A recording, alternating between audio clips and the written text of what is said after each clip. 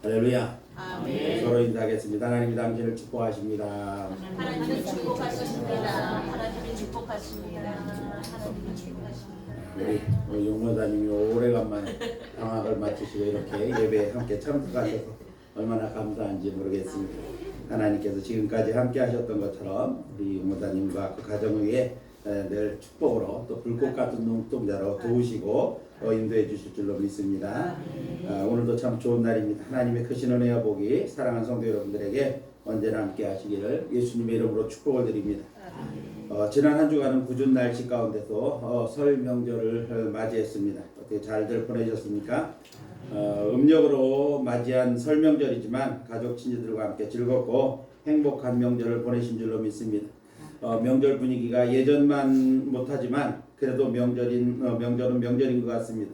올 한 해도 사랑하는 성도 여러분의 가정과 모든 삶의 영역에 하나님의 은혜와 사랑 가운데 시냇가에 심겨진 나무처럼 풍성한 삶의 축복으로 가득하시기를 예수님의 이름으로 축복을 드립니다. 한 아버지에게 두 아들이 있었습니다. 두 아들은 아버지의 재력만 믿고 그냥 날마다 놀고 먹기만 합니다. 맨날 일도 안 하고 게으름만 피웁니다. 그런데 아버지가 나이가 들어 죽으면서 두 아들에게 이렇게 유언을 합니다. 황금을 집 주변 땅에 묻어 놓았으니 그것을 캐내어 잘 활용해라. 이런 유언을 남기고 돌아가셨습니다. 이 두 아들은 황금이라는 말에 이 집 주변을 이제 파기 시작을 합니다. 열심히 집 주변을 파서 전부 팠지만 황금은 아무래도 나오지를 않습니다. 두 아들은 실망하면서 자신들에게 거짓말을 한 아버지를 욕하고 또 원망을 했습니다. 그런데 아들들이 자신들이 판 땅을 가만히 보니까 너무 지금까지 땀 흘려 판 땅이 너무나도 아깝습니다. 그래서 그곳에다 곡식을 파종을 했습니다.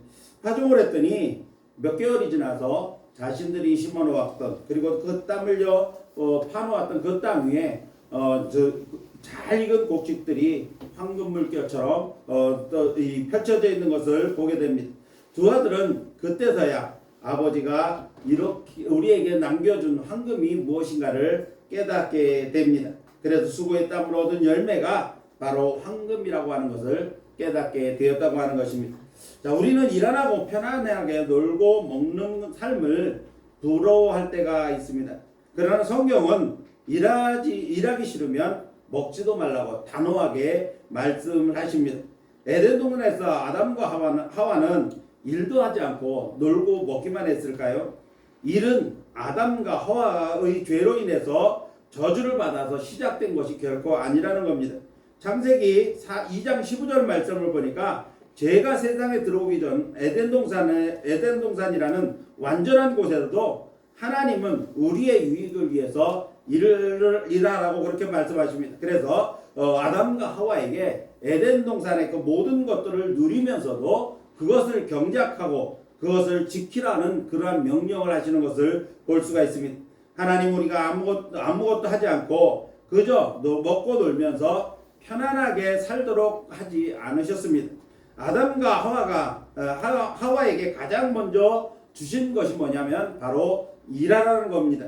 경작하라는 겁니다. 그래서 그곳에서 난 것을 가지고 먹으며 누리라는 것입니다. 하나님 우리가 아무것도 하지 않고 그냥 그저 먹고 놀면서 편하게만 살지 않게 하셨습니다. 인간이 동물과 다른 이유는 뭐냐면 인간은 일하라는 존재라는 겁니다. 우리가 일하는 것은 단지 생계수단으로 하는 것이 아니고 우리의 자아가 그 일을 통해서 실현되어지는 것을 의미하는 것입니다. 노동을 통하지 않고 얻은 재산은 쉽게 사라집니다. 비록 노동하지 않고 성공을 해서 많은 돈을 벌었다 하더라도 그것은 쉽게 사라지고 그것을 통해서 오히려 정신이 병들게 되는 독약이 될 수도 있다는 것을 우리는 많은 그러한 예들을 통해서 보게 됩니다. 돈을 벌었다 하더라도 우리는 그것을 잘 쓸 수 있는 지혜를 가져야 합니다. 그러므로 불로소득을 부러워해서는 안 될 것입니다. 하나님은 백성들의 삶을 책임지십니다.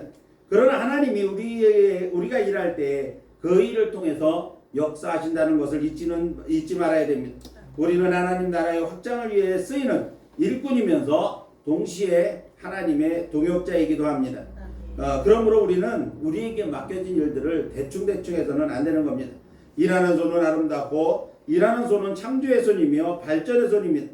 성실과 겸손의 손이고 진실과 순수한 손이기 때문에 그렇습니다. 올 한해도 열심히 일하며 수고의 땀을 흘리고 그 열매로 기쁨과 복을 누리는 성도 여러분의 삶이 되시기를 예수님의 이름으로 축복을 드립니다. 자, 오늘 새해 들어 소개하는 표와 실천 목표들을 소개하는 마지막 시간입니다. 그래서 올해 교회 표어는 건강하게 성장하는 교회이고 그에 따른 네 번째 실천 목표는 한 사람 이상 전도 열매 맺기 목표입니다. 오늘은 이 목표를 가지고 전도와 관련된 말씀들을 통해 함께 은혜를 나누려고 합니다. 우리 한국 사회의 위기는 영혼 구원을 하는 전도가 막히면서부터 시작된 위기라고 볼 수가 있습니다. 다시 말하면 한국 사회의 위기, 찾아온 위기는 영혼 구원 전도가 되지 않는 데서부터 시작된 위기라는 겁니다. 하나님을 모르는 사람들이 많아지면서 인본주의가 점점 더 팽창해져 갑니다. 서로를 향한 반목과 질시가 도를 넘고 있기 때문입니다. 그러므로 이 나라를 살리고 이 민족을 살리기 위해서는 우선 전도부터 열심히 하여 복음으로 영혼을 살려내는 일이 무엇보다도 중요합니다. 요즘 우리가 사는 사회는 끝없는 경쟁 사회 속에 살고 있습니다. 조금이라도 경쟁에서 뒤처지지 않기 위해서 어릴 때부터 경쟁하는 법을 배우고 또 경쟁에서 이기는 법을 가르치고 경쟁에서 이기기 위해서 모든 것을 아낌없이 투자하는 시대가 이 시대인 것입니다. 그런데 이렇게 경쟁할 것이 많은 세상에 살고 있으면서도 그 많은 경쟁 가운데 전도에 관한 경쟁은 없는 것 같습니다. 영어나 수학이나 논술과 같은 과목은 많아도 영혼을 구원하는 전도에 대한 과목은 거의 없는 그러한 실정입니다. 내가 다니는 교회 부흥을 위해서는 전도하는 사람들이 간혹 있는데 진정으로 복음을 전하는 순수한 전도자들이 드물다고 하는 것입니다. 그 이유가 무엇입니까? 마귀가 올바른 전도의 마음을 훔쳐갔기 때문이라고 말을 합니다. 교회의 위기는 전도를 상실할 때부터 찾아온다는 것입니다. 전도를 빼앗기면 천국도 빼앗기게 됩니다. 마귀는 그리스도인들로부터 전도를 강탈해놓고 천국 확장에 대한 가짜 확신을 심어줍니다. 우리는 어떤 환경에서도 전도를 멈추지 말아야 할 이유가 여기에 있는 것입니다. 건강하게 성장하는 교회의 특징은 복음을 전파하는 교회이고 또 초대교회처럼 날마다 믿는 사람의 수가 많아지는 교회, 즉 부흥하는 그 교회가 건강하게 성장하는 교회인 것입니다. 오늘 본문 말씀을 보니까 사도 바울이 믿음의 아들인 디모데에게 보내는 이 마지막 편지의 내용입니다. 바울이 로마 감옥에 두 번째 갇히고 시간이 흘러 이제 자신의 마지막 때가 가까워 온 것을 직감하게 됩니다. 디모데를 향해서 마지막 권면으로 강력하게 전도의 명령을 하고 있는 것입니다. 그래도 오늘 본문 2절 말씀을 보니까 사도 바울의 심정을 이해를 합니다. 1절 말씀을 보면 먼저 비장한 사도 바울의 모습을 보게 됩니다. 1절 말씀이 뭐라고 말합니까? 하나님 앞과 살아있는 자와 죽은 자를 심판하실 그리스도 예수 앞에서 그가 나타나실 것과 그의 나라를 두고 엄히 명한다. 이렇게 아주 비장한 각오로 마지막 말을 합니다. 그러면서 2절을 시작하는데 너는 말씀을 전파하라. 때를 얻든지 못 얻든지 항상 힘쓰라. 이것이 디모데에게 하는 사도 바울의 마지막 권면이라는 것입니다. 사랑하는 성도 여러분, 때를 얻든지 못 얻든지 항상 힘쓸 일이 바로 전도라고 하는 사실을 우리는 잊지 말아야 될 것입니다. 전도의 명령은 사도 바울뿐만 아니라 예수님께서도 승천하시기 전 마지막으로 유언처럼 남기신 지상 최대의 명령이 바로 전도라고 하는 것입니다. 그리고 이 명령을 따라 복음이 전해지는 곳마다 영혼 구원의 역사가 일어났습니다. 그리고 교회가 세워졌습니다. 하나님의 축복으로 비약적인 발전을 이루어 잘 사는 나라가 된 것들을 우리는 역사적인 사실들을 보통해서 보게 됩니다. 우리나라도 비약적으로 발전했던 70년대와 80년대에 한국교회가 가장 활발하게 성장을 하고 부흥됐던 시기였다는 것은 우리 모두가 다 잘 아는 사실인 것입니다. 요즘 한국교회를 위기라고 말합니다. 그리고 실제적으로 그런 현상들이 많이 나타나고 있는데 그 가장 큰 이유가 뭐냐 하면 바로 한국교회가 전도하지 않기 때문이라는 것입니다. 그 많던 전도와 관련된 세미나들이 온데건데 없이 사라져버리고 말았다는 것입니다. 날마다 지면을 장식했던 그러한 전도 세미나에 관한 광고들이 사라지고, 그리고 기독교 방송 채널들은 많아졌지만 그 가운데서 전도를 강조하고 또 전도에 관련된 이야기들을 하는 교회 그러한 방송들이 그리 많지 않다는 것입니다. 그리고 코로나 이후에 편안함에 안주하여 그대로 머물러 앉아 뜨거운 신앙의 열정보다는 신앙생활을 취미생활이나 혹은 심신수령 전도에 머물러 있는 그러한 신앙생활하는 성도들도 많이 있다는 것입니다. 이런 현재 상황 속에서 한국 교회의 부흥이나 건강한 성장을 기대하기는 어려울 것입니다. 그러므로 교회는 반드시 전도해야 하며 전도할 때 건강하게 성장할 수가 있는 것입니다. 교회의 가장 큰 존재 목적은 영혼을 구원하는 일입니다. 이것은 오늘날 교회에서 그리고 목사님들만 외치는 말씀이 아니라는 겁니다. 어느 시대를 막론하고 외쳤던 말씀이고 강조되었던 말씀이 바로 전도였습니다. 초대교회 사도 바울이 믿음의 아들인 디모데에게 명한 전도의 명령을 하는 이유가 무엇입니까? 그것이 가장 중요하고 귀한 일이기 때문에 그런 것입니다. 오늘은 올해 우리 교회의 네 번째 7점 목표인 한 사람 이상 전도 열매 맺기 목표를 통해서 전도의 중요성을 다시 한번 생각해 보면서 전도의 결의를 다지고자 하는 것입니다. 오늘 말씀을 통해서 오늘 말씀은 어떤 전도의 방법이나 혹은 기술에 대해서 드리는 말씀이 아닌 겁니다. 이제 말씀을 많이 들었고 또 여러분들 이미 잘 아시는 말씀 가운데서 전도가 왜 중요하고 귀한 일인가를 다시 한번 강조하고 우리 마음 가운데 전도의 중요성을 다시 한번 인식하고 전도에 대한 결단을 새롭게 하는 그러한 마음을 갖기를 소망하면서 함께 말씀의 은혜를 나누려고 하는 것입니다. 자, 그러면 왜 전도가 가장 소중하고 귀한 일일까요? 첫 번째로 전도는 최고의 사랑이기 때문에 그렇습니다. 사랑 중에 최고의 사랑은 바로 생명을 주는 일입니다. 그런데 세상의 사랑은 어떻습니까? 모두가 조건부 사랑입니다. 그리고 시간과 환경에 따라서 변합니다. 소위 사랑은 움직이는 것이라고 말을 하면서 온전치 못하고 감각적인 사랑을 갖다가 정당화합니다. 그래서 가끔 보도되는 작은 선행들이 세상의 이목을 끌기도 하는 것입니다. 우리의 최고 사랑의 모범은 바로 예수님이십니다. 로마서 5장 8절 말씀을 보면 예수 그리스도는 우리를 향하신 하나님의 사랑의 부인할 수 없는 증거이자 그리고 사랑의 결정체라고 말씀하고 있습니다. 우리가 아직 죄인 되었을 때 그리스도께서 우리를 위하여 죽으심으로 하나님께서 우리에 대한 자기의 사랑을 확증하셨느니라. 예수 그리스도께서 십자가 위에서 흘리시고 그 흘리신 피로 말미암아 우리에게 구원의 은혜를 베풀어 주셨는데 이것이 바로 우리를 향하신 하나님의 사랑의 증거라는 말씀인 것입니다. 하나님께서 우리를 사랑하시는 증거로 죄에 빠진 인간을 구원하시기 위하여 예수님을 세상에 보내어 십자가에 죽게 하시고 우리가 져야 할 죄에 대한 대가를 대신 지불하게 하심으로 우리에게 구원을 받게 하시고 생명을 주셨다는 것입니다. 따라서 하나님 사랑의 최고인 것은 바로 아무런 공로도 없고 대가도 지불하지 않았는데도 불구하고 우리 위에 대신 십자가를 지신 예수님의 공로로 말미암아 죄를 용서받고 새 생명을 우리에게 주신 것입니다. 그래서 예수님의 사랑은 최고의 사랑인 것입니다. 그런데 이 생명은 다른 사람에게 나누어 주는 것, 그것이 바로 전도라고 하는 것입니다. 우리가 예수 그리스도로 말미암아 얻은 새 생명, 그 사랑을 바로 다른 사람에게 나누어 주는 것이 바로 전도인 것입니다. 우리가 예수 그리스도를 믿음으로 그 은혜로 새 생명을 얻었고 구원을 받은 것처럼 이 귀한 새 생명의 소식을 전해주고 그 새 생명을 그들에게 나누어 주는 것, 이것이 바로 전도라는 말씀인 것입니다. 사람은 누구나 사랑받기를 원하고 또 사랑하기를 원합니다. 이렇게 사랑을 주고받기를 원하는 겁니다.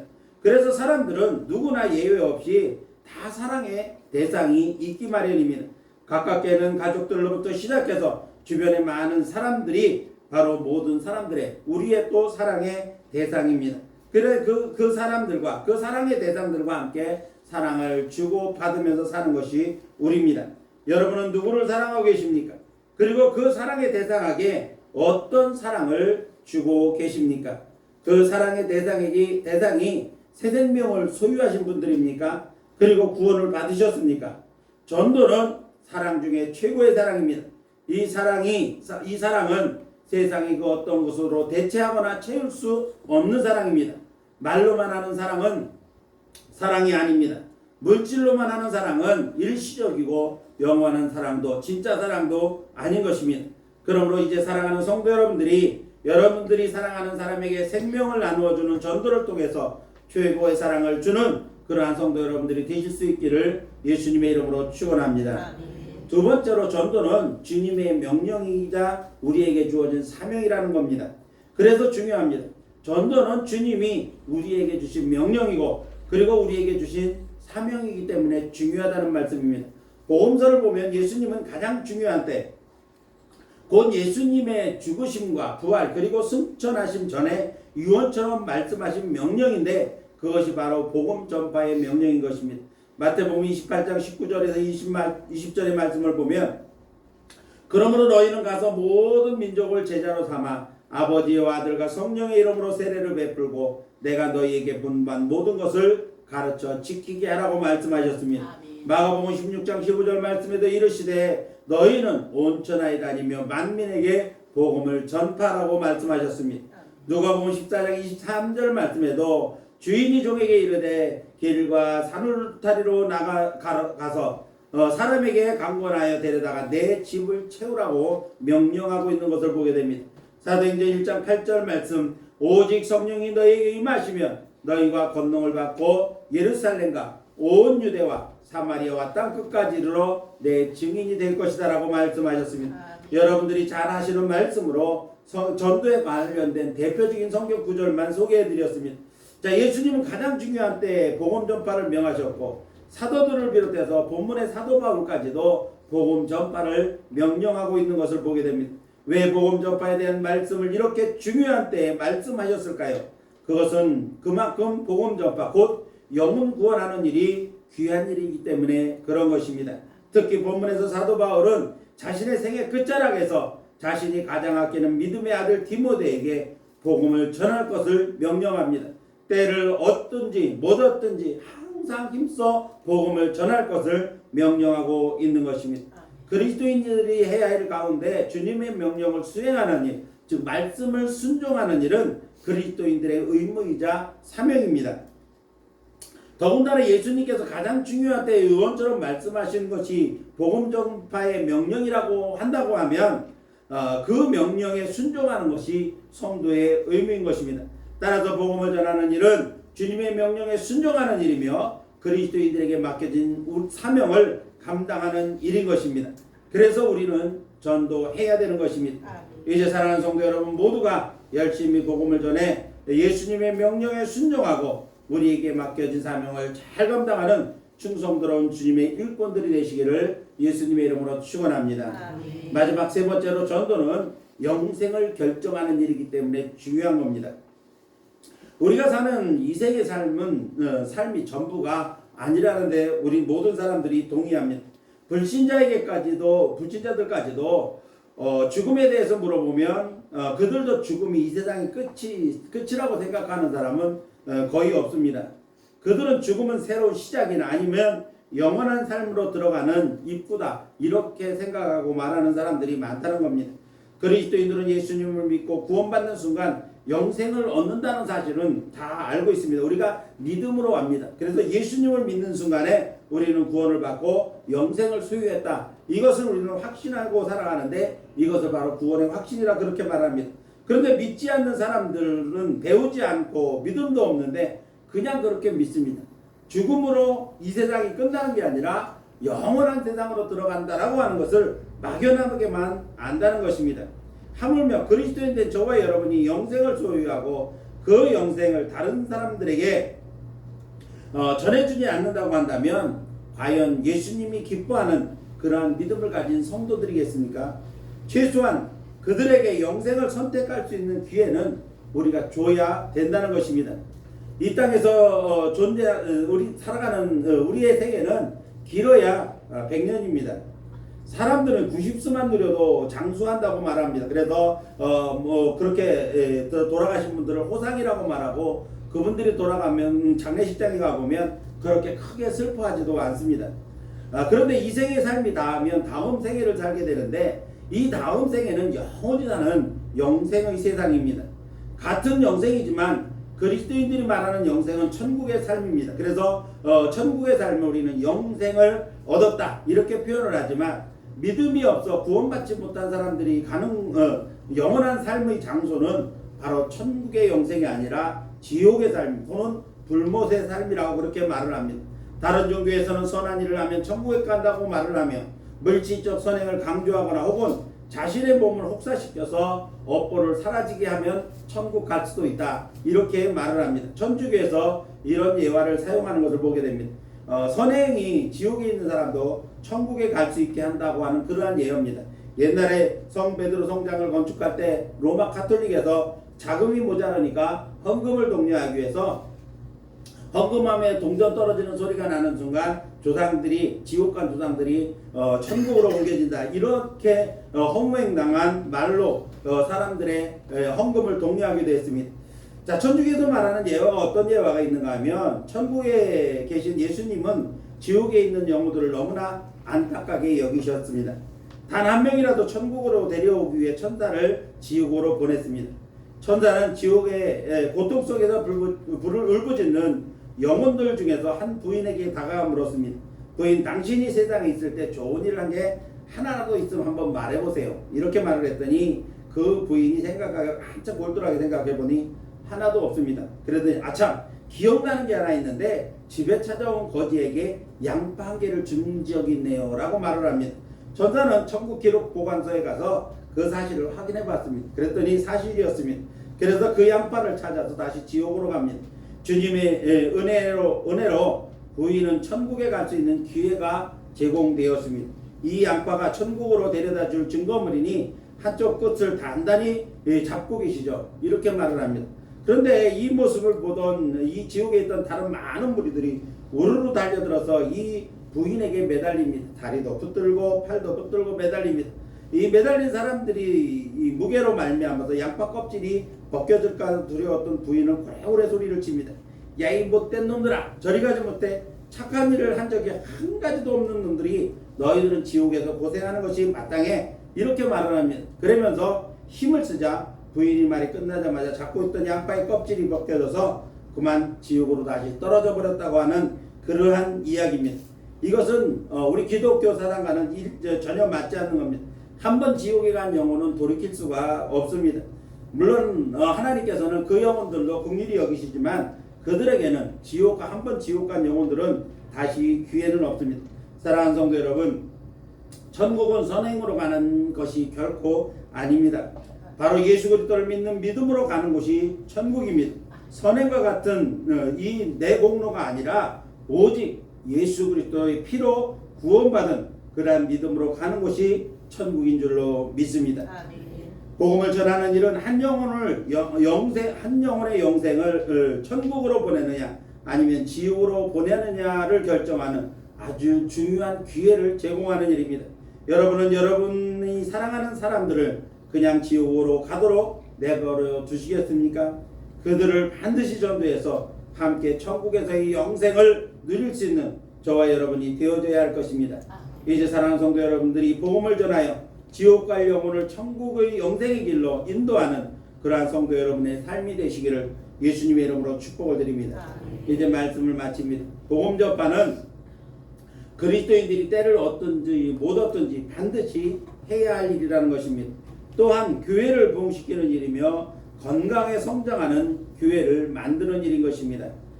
전도의 필요성은 여러 가지가 있을 수 있고 그 이유도 많지만 아무리 강조해도 지나침이 없는 것이 바로 영혼을 구원하는 전도의 일입니다. 그 가운데서 전도는 왜 중요하고 귀한 일일까요? 전도는 최고의 사랑과 생명을 나누어 주는 일이기 때문에 그렇습니다. 전도는 주님의 명령을 순종하는 일이며 우리에게 주신 사명을 감당하는 일이기 때문에 그렇습니다. 전도는 영혼을 구원하여 천국의 영생을 누리게 하는 복된 일이기 때문에 그렇습니다.